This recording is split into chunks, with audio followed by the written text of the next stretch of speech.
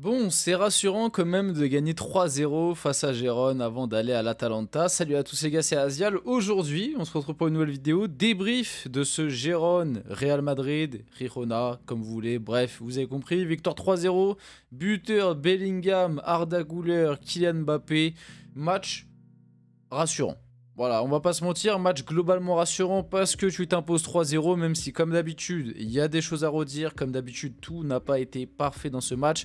C'est quand même rassurant, tu sortais de deux défaites, enfin tu sortais en tout cas de la défaite face à l'Athletic Club, et non, juste avant il y avait Retafe où tu avais gagné, mais tu sortais quand même d'une période assez compliquée, c'est rassurant de gagner ce match, surtout que ce match n'était pas forcément évident, même si moi, perso, je voyais une victoire du Real. Déjà, je voyais pas une victoire du Real 3-0. Et puis, en fait, j'étais quasi sûr que, voilà, on connaît Gérone, ça a des idées de jeu très fortes, mais c'est ce style d'équipe qui peuvent convenir parfaitement aux qualités du Real. Malgré tout, avec l'absence de Rodrigo et Vinicius, tu pouvais te dire que ça pouvait être un peu plus compliqué. Puis un Mbappé qui était clairement pas en forme ces derniers temps, qu'il a fait un bon match, on en reparlera après. Pas d'emballement quand même, parce que j'ai commencé à en voir certains s'emballer. Le match d'Mbappé est bien, c'est un bon match. Maintenant, c'est un match qui ressemble beaucoup à ce qu'il a pu faire face à Leganés, même face à... je commence à confondre les matchs face à Retafe, je crois. Non, face à Retafe, il me semble pas. En tout cas, face à Leganés, c'est sûr. Mais c'est un processus long. C'est comme je vous expliquais dans l'une de mes dernières vidéos, c'est pas d'un coup, tac, il a fait un bon match, ah ça y est, Mbappé Prime est de retour. Non les gars, sinon le foot ce serait trop facile, parce que si tu prends en fait son panel lors des derniers matchs, bah en fait il a fait 4 matchs horribles, un bon match, donc tu peux pas me dire, ah bah là il a fait un bon match alors que ça fait 2 mois qui globalement il est pas ouf, et puis là d'un coup tu me dis qu'Mbappé Prime est de retour. C'est pas possible, ça fonctionne pas comme ça, surtout que encore une fois, on l'attendait au tournant, on attendait à ce qu'il prenne les rênes de cette équipe. Peut-être que certains vont me trouver dur, mais moi, c'est pas lui qui fait la différence, encore une fois. C'est Bellingham. C'est un fait, c'est Bellingham qui a été le patron du Real Madrid ce soir face à Girona. C'est pas Mbappé, c'est pas un autre, c'est Bellingham. C'est Bellingham qui vient te mettre ce premier but, et c'est Bellingham qui te fait la passe D sur Arda Güler. D'ailleurs, Bellingham encore sorti sur blessure. Bref, on parlera de tout ça après, parce que d'abord, je voulais parler un petit peu on va dire de comment s'est déroulée la rencontre. Première mi-temps compliquée. Première mi-temps compliquée quand même du Real avec Gérone qui a bien entamé le match et après ils se sont petit à petit éteints. Et au final j'ai trouvé cette équipe de Gérone assez décevante au final. Si tu prends le global, décevant parce que tu fais une bonne première mi-temps, voire même surtout je trouve 25-30 premières minutes très abouties où tu mets vraiment en difficulté cette équipe du Real. On a vu d'ailleurs un Real très énervé sur le début de match, sur les premières minutes de jeu. Un Real très frustré parce que t'arrivais pas à presser. Gérone arrivait à faire des belles ressorties de balles et tout. Et finalement, le basculement, le truc qui a fait tourner le match pour le Real, c'est le but. C'est le but de Bellingham. Parce que pour moi, avant le but de Bellingham, bah, Gérone est au-dessus en fait. Gérone est au-dessus et Gérone met en difficulté cette équipe du Real, même si t'as pas concédé 50 000 occasions. Mais t'as concédé 2-3 trucs qui auraient pu te faire prendre un but, tu vois. Mais au final, Bellingham vient marquer ce but. Et pour moi, une fois que le but de Bellingham a été marqué, une fois le 1-0 pour le Real, ça a été plus équilibré. Et puis après, petit à petit, même le Real, je trouve, a pris l'ascendant psychologique surtout sur cette équipe de Gérone. Et puis au final, le Real l'a emporté assez facilement, 3-0. Même si, comme j'ai dit, la première mi-temps... Au point, je la donnerais peut-être un peu plus pour Gérone, même si le Real menait 1-0.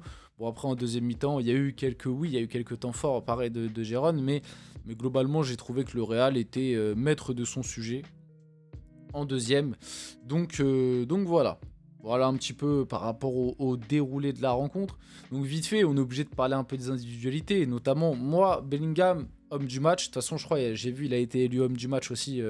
Pour une fois que les gars, il y a un match d'Mbappé où il marque et il n'est pas élu homme du match, les gars, il faut écrire ça dans le calendrier. Non mais Bellingham, encore une fois, buteur, passeur, voilà, le mec, c'est lui qui te fait le match, parce que comme j'ai dit, c'est son but, le 1-0, qui permet au Real de prendre l'ascendant, et surtout l'ascendant psychologique, parce qu'on l'a senti, quand Gérone a pris ce but du 1-0, on a senti directement que les ressorties de balles étaient plus compliquées, les pressings du Real fonctionnaient bien mieux, donc ça montre que ça leur a mis le doute, ça les a même un peu tués, je trouve, dans leur confiance du début de match et du coup, c'est ça qui a fait basculer la rencontre pour moi.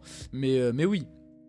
Pour moi, Bellingham est l'homme de ce Real, hein, parce que finalement, en l'absence de Vinicius, c'est pas Mbappé qui porte le Real, hein, c'est Bellingham. Hein. Si on doit être honnête, en l'absence de Vinicius, les victoires du Real, moi, à chaque fois, je mets Bellingham en homme du match, en fait. Face à Leganés, c'était déjà le cas. On se rappelle d'ailleurs, il était sorti aussi sur blessure. Bon, au final, il n'y avait pas grand-chose. Mais ouais, à chaque fois, c'est Bellingham qui, je trouve, ressort plus que, par exemple, Mbappé. Mbappé, si on va en parler, hein, je peux. Son match est bon.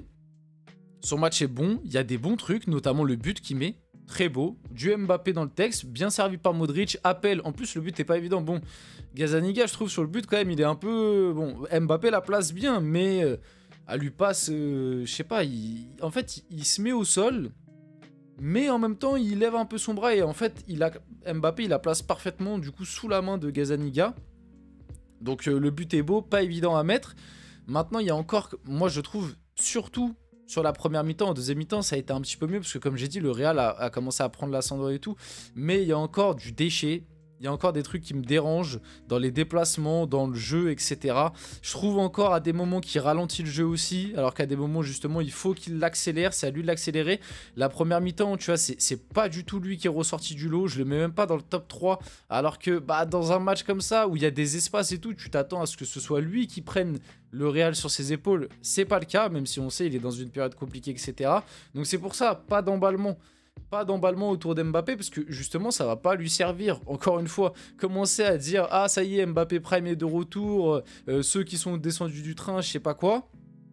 Et bah c'est pas bon pour lui parce que imaginez là vraiment c'est un match qui ressemble beaucoup à celui de Leganés parce que c'est un match où il a été plutôt bon, un match où il est buteur et juste après il y a le match de Ligue des Champions, donc la dernière fois c'était face à Liverpool, là ça va être face à l'Atalanta là-bas. L'avantage du Real c'est que Vini va être de retour normalement, mais là ça se trouve t'as perdu Bellingham, donc peut-être une absence en plus Ferland Mendy c'est aussi est aussi sorti sur blessure, donc à voir, mais pas d'emballement parce que imaginez à l'Atalanta il se passe encore une déconvenue où Mbappé et Qatar, bah qu'est-ce qu'on va dire encore une fois, tu vois. C'est pour ça, faut laisser du temps en fait. Là, le match est bien, ça va être pas mal. Et encore, comme je l'ai dit, moi je trouve quand même qu'il y a des trucs à redire, c'est pas parfait, c'est pas encore un Mbappé de top niveau, mais il y a ce but. Il y a ce but qui est là, un but à la Mbappé, qui va lui... je pense lui donner un petit peu de confiance et tout, mais je n'oublie pas aussi cette grosse occasion ratée, même si il fait main et qu'au final c'est sifflé, il la joue sérieusement les gars, revoyez-vous l'action, il la joue hyper sérieusement et il rate un face à face encore, c'est pas normal, je suis désolé c'est pas normal. Alors le but aurait été refusé dans tous les cas, hein. C'est pas, au final ça ne change absolument rien au match, mais ça montre encore qu'il y a un travail à faire, que mentalement il n'est pas encore au top, que voilà, c'est parce que normalement c'est un face à face comme ça, vous savez ça me fait penser à quoi? C'est exactement la même action que le premier match de l'Euro face à l'Autriche. Il a la même action et il la rate pareil. Il est en face à face comme ça, il a le temps d'ajuster et il tire à côté. Là il fait la même chose, donc c'est dommage par rapport à ça et ça montre que non, Mbappé n'est pas encore de retour. C'est pas vrai, Mbappé n'est pas encore de retour, il a fait un bon match dans un Real Madrid qui a aussi été globalement bon, pas tous mais globalement, donc voilà, on va passer un petit peu sur FotMob tranquillement, voilà, victoire 3-0 comme on l'a dit, Bellingham 36, Güler 55, Mbappé 62, au niveau du coup voilà de la domination. Donc voilà, Gérone qui a eu un très très gros temps fort début de match. Et comme je le dis, moi je trouve globalement que Gérone domine la première mi-temps. Enfin, en fait, c'est de la domination, mais t'as pas non plus 50 000 occasions, tu vois. Gérone n'a pas 50 000 occasions, il y a celle de Van de Beek. Il y a un moment aussi une frappe d'Asprilla qui passe pas si loin, si je me trompe pas. Mais t'as pas 60 000 occasions non plus, tu vois. D'ailleurs, ça se retranscrit bien dans les XG. Hein. Tu fais 10 tirs, t'as 0,33 de XG. Bon, ça montre que t'as pas non plus trop inquiété cette équipe du Real. Et le Real d'ailleurs met 3 buts avec 0,97, tu vois. Donc d'ailleurs j'ai été voir un peu les stats, le but d'Mbappé etc. c'est des 0,07, donc ça montre que c'est des buts quand même un petit peu lunaires et le Real a été très très efficace. Parce que pareil, le premier but de Bellingham c'est une frappe entrée de surface ou à passe je crois entre les jambes de 3 joueurs. Donc, donc t'as eu un peu de réussite, mais bon, tu l'as provoqué, hein, t'as quand même été, tu mérites quand même cette victoire, je trouve, au final. Même si sur la première mi-temps, t'as été un peu bousculé. Du coup, Bellingham, homme du match, logique, sorti sur blessure. Et puis, Modric a été très bon. Modric a été très bon, plus passeur sur le but d'Mbappé. Et puis après, voilà, Güler buteur, mais en première mi-temps, c'était pas ouf. Brahim Diaz, il y a eu des petits éclairs de génie par-ci par-là. Et puis voilà. Globalement, voilà. On peut finir la vidéo là-dessus. J'espère que ce débrief vous a plu. Si c'est le cas, n'hésitez pas à le liker, commenter, partager et vous abonner. Les gars, c'était Azial. On se retrouve très rapidement pour une prochaine vidéo.